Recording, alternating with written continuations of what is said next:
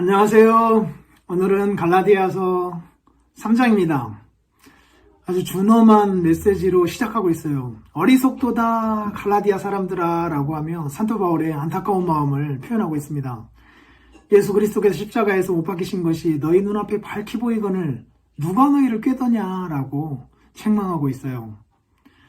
우리들이 2장에서 살펴봤던 것처럼 4절에 가만히 들어온 거짓 형제들 때문이다라고 말씀을 했잖아요. 유대주의에 있었던 사람들, 그래서 구약의 율법을 지켜야만 구원을 받는다라고 계속해서 가르쳤던 사람들이겠죠. 할례를 강조하면서 말이에요. 그래서 3장에서는 이 율법과 믿음을 이렇게 대비해서 설명하고 있는 거예요. 우리가 구원함을 받은 것은 율법에 대한 순종으로 말미암은 것이 아니다. 그리스도를 믿는 믿음으로 말미암아 된 것 아니냐라고 말씀하고 있어요. 그러면서 여기에서도 로마서 4장과 똑같이 한 사람을 예를 들어서 그 논리를 펼쳐가고 있습니다. 누구예요? 아브라함이에요. 아브라함.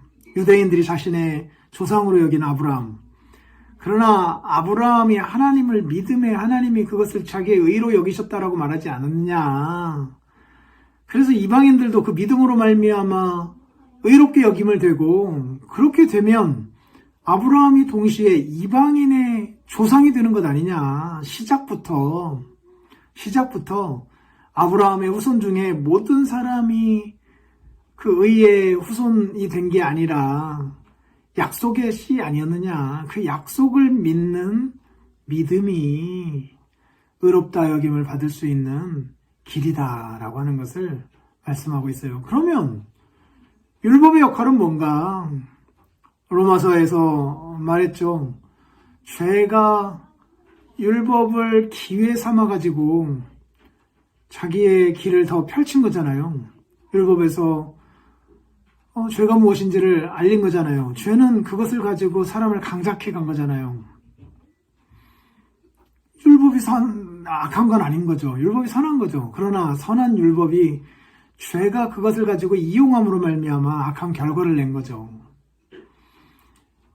갈라디아서 3장에서는 이 율법의 기능을 초등교사라는 말로 표현하고 있습니다. 옛날에 종이었는데 주인의 아들을 그 종이 가르쳤잖아요. 성인이 되기 전까지 말이에요. 그래서 그때까지 종이지만 그 선생 밑에서 기초적인 것들을 가르침 받고 살아왔단 말이에요. 그러다가 나이가 들어서 성인이 되면요, 자기를 가르쳤던 그 스승을 자신의 종으로 부리게 되거든요. 이런 것이 초등교사의 의미예요.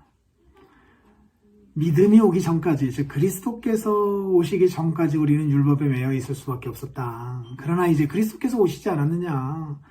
그래서 믿음으로 말미암아 구원 얻게 만들어 놓으시지 않았느냐. 이건 유대인이나 이방인이나 차별이 없다. 그러니 이제 이 믿음을 붙들고 살아가야 될 것 아니냐라고 다시 한번 강조하고 있어요. 갈라디아 교회 안에 그 유대주의적 그 색채를 가지고 들어왔던 사람들로 말미암는 이 영향력이 얼마나 컸는지를 다시 한번 생각하게 만들어 주어요.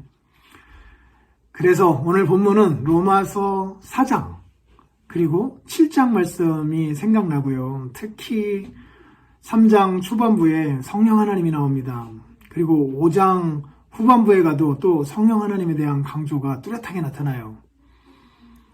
이 성령 하나님에 대한 강조, 로마서에서는 5장 초반부에 나타났고요. 아주 분명하게는 8장에 나타났습니다. 이처럼 어느 그 내용에 있어서 로마서와 갈라디아서가 겹쳐진 부분들이 있습니다. 이런 부분들을 한번 읽어보시면서 우리 자신을 한 번 더 돌아보는 시간을 갖고 로마서 설교 듣는 일에 도움을 얻으시면 좋겠어요.